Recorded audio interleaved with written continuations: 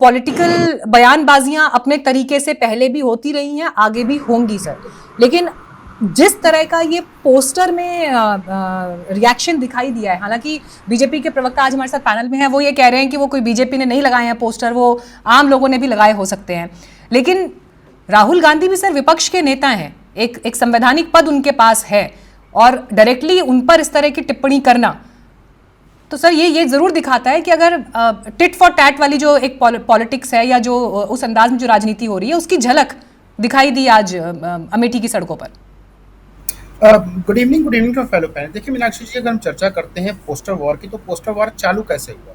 No doubt Rahul Gandhi साहब हो या विपक्ष की कोई पार्टियां हो, चाहे सरकार हो, एक मंच पे एक साथ थी और सबने एक दूसरे का हाथ पकड़ के देश की जो मुसीबत है जिससे हमें लड़ना है, सब एक साथ खड़े हो गए थे। लेकिन वक्तव्य स्टार्ट कहाँ से होता है? वक्तव्य स्टार्ट होता है जब देते हैं, वक्तव्य स्टार्ट होता है सिद्धारमैया साहब स्टेटमेंट देते हैं। सिद्धारमैया साहब हो, चाहे रॉबर्ट वाड्रा साहब हो, चाहे मणिशंकर अय्यर जी हो, चाहे चंद्र कुमार जी हो, चाहे आरजी तन्नायापुर हो, ये सारे लोग एक्सपर्ट हैं। They are not the expert. वो एक्सपर्ट भी नहीं है, ना फॉरेन एक्सपर्ट है, ना डिफेंस एक्सपर्ट है, ना सरकार में है, तो इनको ऐसे वक्तव्य देने की क्या जरूरत है? उन्होंने सिर्फ ये कांग्रेस पार्टी के ही पोस्ट का जिक्र नहीं किया, जो बाकी नेताओं के भी बयान है उनका भी यहाँ पर जिक्र किया। इस पर मैं अर्शप्रीत जी से रिएक्शन लूंगी, लेकिन उससे पहले मैं यहाँ पर रुख आपका करना चाहूंगी सुधाकरण जी। सर, आपको मेरी आवाज मिल रही है?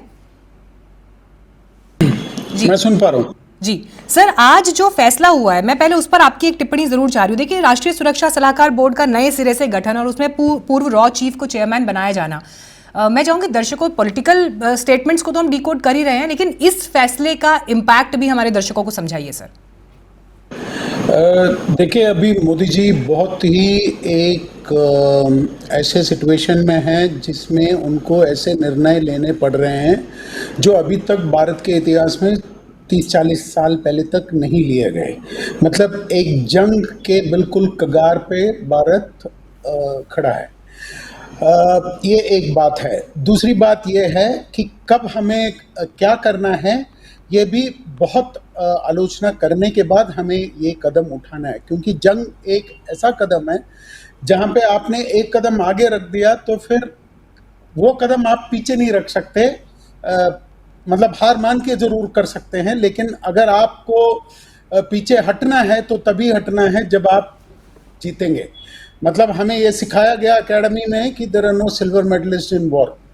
मतलब रनर अप नहीं होता उसमें कोई, सिर्फ विनर बन के ही आप हट सकते हो, और विनर बनने के लिए बहुत मेहनत लगता है, बहुत मशक्कत लगता है, बहुत रिसोर्स लगता है, काफ़ी कुछ लगता है। तो मोदी जी अभी जो कर रहे हैं वो ये मतलब जितनी भी भारत में जो अर्थव्यवस्था में और जो उनके डिस्पोजल में जो भी एक्सपीरियंस है, उनको वो एक तरीके से सिस्टम के अंदर ला रहे हैं ताकि अलग अलग विचारधाराएं आ सकें। मतलब पार्लियामेंट के अंदर तो उनको वो मिल नहीं सकता, क्योंकि एक टीवी स्टूडियो के अंदर हम एक दूसरे को सहन नहीं कर पाते। तो पार्लियामेंट तो दूर की ही बात है जहां हम एक दूसरे को सुन के हम कुछ पॉलिसी ले पाएंगे। हमें कम से कम अपने दुश्मन से इस बात को सीख लेना चाहिए कि देखिए, एक व्यक्ति या एक पार्टी का विरोध हो सकता है, लेकिन आपको ध्यान रखना पड़ेगा कि वो देश विरोध में ना तब्दील हो जाए। आपके एक एक स्टेटमेंट को यहां से कोट करके वो यूएन तक कोट किया जाता है ताकि भारत को नीचे दिखाया जाए। तो मैं ये रिक्वेस्ट करूंगा ये विपक्षी दलों से कि वो अपने जुबान पे थोड़ा लगाम दे। वो कुछ बोलने से पहले, देखिए, आधे से ज्यादा विपक्षी नेताओं ने ये ऑलरेडी बोल दिया कि वहां पे कोई रिलीजियस मसला था ही नहीं।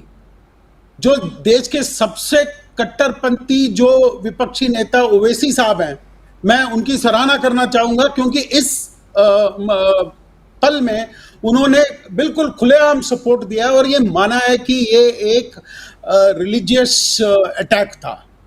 मतलब बेशक बहुत लोगों ने इस पे सवाल किए हैं, और ये जो सवाल अंदर से जो करते हैं, ये हमें पूरे भारत को विश्व के सामने मतलब एक शंका सा आ जाता है लोगों के मन में, जो हमें समर्थन भी करना चाहते हैं वो फिर सोच में आ जाते हैं, यार राहुल गांधी ने ऐसे कहा है या अखिलेश यादव ने ऐसे कहा है, तो फिर क्या मोदी जी झूठ बोल रहे हैं क्या?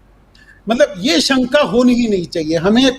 देखिए, मुझे सेकंड स्टैंडर्ड में पढ़ाया गया था, बल्कि फर्स्ट स्टैंडर्ड में पढ़ाया गया था, united we stand, divided we fall.